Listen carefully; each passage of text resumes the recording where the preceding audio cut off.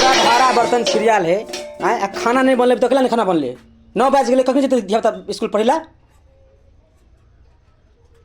बेसी ने बोलू से कह दे छी कखन 9 बज गए 9 बजे चारों तरफ बर्तन छिड़िए नहीं है का हाँ आ समझ समझ हम लोग इसमें का बर्तन पूरा छिरिया दे लगे यार बोले छिरिया रे चार साइड करे है समेट के लिएगा त नहीं समेट के न लकेगा ने को झगड़ा करे नहीं कखन जेतै पढ़े ला बच्चा सब कखन जेते पहला बच्चा सब बस 9 बज गए अखन 9 बज गए अब जाके टाइम भगल स्कूल जाके बना ले खाना बच्चा भूख लेने जेते से कि ले खाना बना रही कहां नहीं बर्तन पर के काज रखला कि ने बर्तन बना पकते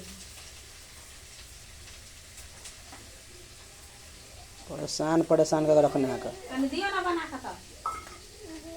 तो टाइम पे बने से खाना ना एगो ये नहीं कौन है का